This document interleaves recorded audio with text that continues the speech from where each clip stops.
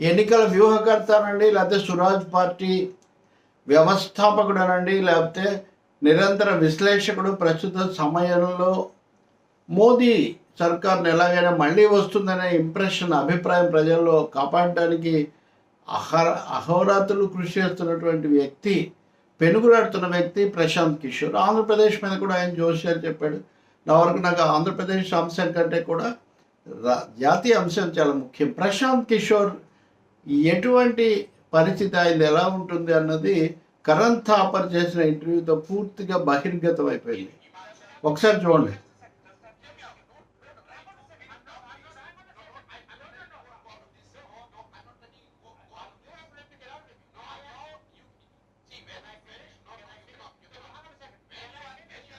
Yeah,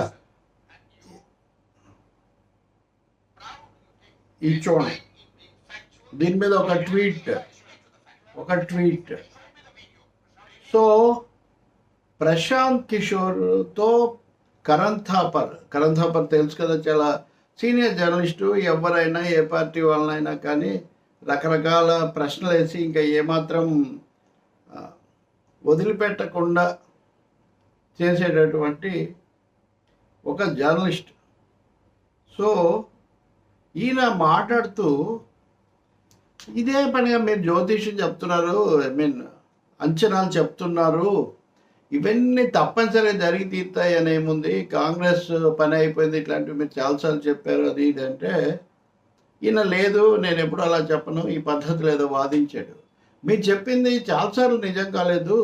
ఉదాహరణకు మీరు హిమాచల్ ప్రదేశ్లో కాంగ్రెస్ తుడిచిపెట్టుకుపోతుందని చెప్పారు. హిమాచల్ ప్రదేశ్లో తర్వాత కాంగ్రెస్ గెలిచింది అని కరణ్ థాపర్ అన్నారు. అంటే ఏది నాకు వీడియో చూపించండి. అక్కడి నుంచి ప్రశాంత్ కిషోర్ గొడవ పెట్టాడు. ఇందాక నేను చూపించిన వీడియో అదే. కరణ్ థాపర్ నేను ఆధారం చూపిస్తానంటే అసలు ఆయన జవాబు చెప్పడానికి కూడా అవకాశం ఇవ్వకుండా ఆయన ఉక్కిరి బిక్కిరి చేస్తున్నాడు. మీరే మాట్లాడుతున్నారు, నాకు సమయం ఇవ్వండి అని ఆయన పేపర్ కటింగ్ చూపించాడు. పేపర్ కటింగే కాదు, నిజానికి ఆయన ప్రశాంత్ కిషోర్ ట్వీట్ చేశాడు. In my view I have been repeatedly asked to comment on the outcome of Udaipur Chintan Shibir. In my view, it failed to achieve anything meaningful other than prolonging the status quo and giving some time to the Congress leadership, at least till the impending electoral drought in Gujarat and HP. ఇది మే 20, 2022లో చేశాడు ఆయన ఈ tweet. అంటే ఎలాగో వీళ్ళు గుజరాత్లో హిమాచల్ ప్రదేశ్లో తుడిచిపెట్టుకుపోతారు, దానికంటే ముందు కాంగ్రెస్ హైకమాండ్ కొంచెం ఊపిరి పీల్చుకోవడానికి ఈ ఉదయపూర్ చింతన్ శిబిర్ అనేది కొంచెం వ్యవధి ఇచ్చింది, విరామం ఇచ్చింది, అంతకుమించి ఇది సాధించేది ఏమీ లేదు అని ట్వీట్. ఇది ప్రశాంత్ కిషోర్ ఆ డిబేట్లో ఏమంటాడు, మీరు నాకు వీడియో చూపించాలి, న్యూస్ పేపర్లో రాశారు, దినపత్రికలో రాశారంటే వాళ్ళు ఏదైనా రాయొచ్చు, ఇప్పుడు నేను ఇక్కడి నుంచి చెప్పి వెళ్ళిపోయాక మీరు ఏదైనా పెట్టుకోవచ్చు అని ఎదురుదాడి, అసలు మాట్లాడలేకుండా. కానీ నేను చూపించా కదా, ఇది ట్వీట్. అప్పుడు ట్వీట్ ఇంకా ఎక్స్ అవ్వలేదు. ట్వీట్లో పెట్టాడైనా హిమాచల్ ప్రదేశ్లో గుజరాత్లో ఎట్లాగూ వాళ్ళు తుడిచిపెట్టుకుపోతారు, దాని నుంచి బయటపడడానికి కొంచెం ఉపశమనానికి మట్టుకు ఇది పనికి వస్తుందని 2022లో చెప్పాడు. తర్వాత 2023 ఎన్నికల్లో ఏం జరిగిందో మనం చూసాం. 22-23 ఆ తేదీ నాకు గుర్తులేదు. అంటే తుడిచిపెట్టుకుపోతుందని హిమాచల్ ప్రదేశ్లో కాంగ్రెస్ అధికారంలోకి వచ్చింది. ఈయన పనిచేసినప్పుడు ఉత్తరప్రదేశ్లో కాంగ్రెస్ దెబ్బతింది. కాబట్టి ఇంకా ఆయన ఒక జోస్యం చెప్పాడంటే ఇప్పుడు ఆయన పని కట్టుకొని నేను నిన్న కూడా చెప్తున్నా, పేడ చల్లుతారు, నా మొహం మీద చల్లుతారు, లేకపోతే జగన్ మీద తేల్చుకుందామంటే జగన్ మీకు ఏమైనా డ్రైవ్ వల్ల మీరు ఆయనతో పని చేశారు, జగన్ ఫలితాలు ప్రజలు తీర్పిస్తే అది జరుగుతుంది. కానీ పేడ చల్లడం ఏంటంటే పాతకాలంలో లాగా, అంటే ఆయన ఒక మిషన్ ఆపరేషన్ నరేంద్ర మోదీ అనే దాని మీద ఆయన తీవ్రంగా సంచరిస్తున్నారు. సో ఉత్తరాన పశ్చిమాన బీజేపీ యాజ్ ఇట్ ఈస్గా వస్తుందని చెప్పడం ఒకటే ఆయన థీమ్. ఆ థీమ్తో ఆయన చెప్తున్నారు. కానీ నిజంగా ఆయన ఎలా తప్పించుకుంటాడు, ఎలా దాడి చేస్తాడు, ఇది వైర్లో వచ్చిందండి. పైగా వైర్ అంటే మిగతా విషయాలు ఎవరి విమర్శలు ఎలా ఉన్నా అది ప్రెస్టీజియస్, చాలా ప్రామాణికంగా అందులో చెప్తారు. ఇప్పుడు నేను చూపించింది కూడా జుబేర్, ఆయన ఫ్యాక్ట్ చెక్ బెంగళూరు, ఆయన తీసాడు. ఆయన ప్రశాంత్ కిషోర్ దీని గురించి ఆయన ఎన్డీటీవీకి ఒక ఇంటర్వ్యూ ఇచ్చారు.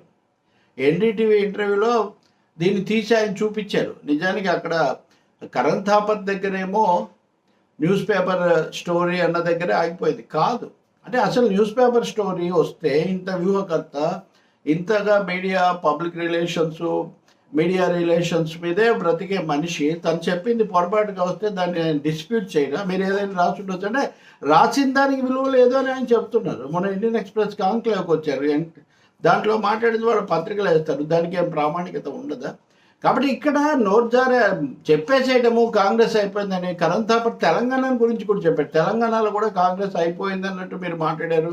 వాళ్ళు అధికారంలోకి వచ్చారంటే కనీసం 2 రాష్ట్రాల్లో ఇలా జరిగిందని కరణ్ థాపర్ అన్నారు. ఇంకా చివరికి ఆయన చెప్పాడు, మీరు గొంతు పెంచేసి ఈ డిబేట్ను డామినేట్ చేసేదో ముగించాలనుకుంటున్నారు, కానీ ఫ్యాక్ట్ అయితే ఇక్కడ ఉంది. మీరు చెప్పేవి ప్రతిసారి చిలక జోస్యాలు. ఇది లగడపాటికి మనకు జరిగిందే, ఈయనకు కూడా జరిగింది. ఎవరో మిత్రుడు ఇది నాకు పంపించడంతో పాటు చెప్తున్నాడు ఒక మాట. ఒక డైరెక్టర్ ఉన్నాడు కదా, చాలా వివాదాల, మన రామ్ గోపాల్ వర్మ మిత్రుడు. ఆయన ఒకప్పుడు చాలా పెద్ద పెద్ద సినిమాలు తీశారు. మన భవిష్యత్తులో తీస్తారని మనకు తెలియదు. కానీ ఇప్పుడు ఆయన తీస్తున్న సినిమాలు, ఆయన అనుసరిస్తున్న పద్ధతులు, లేదా ఆయన వేస్తున్న పిలి మొగ్గలు రకరకాలుగా అవి ఎట్లున్నాయి ఇప్పుడు?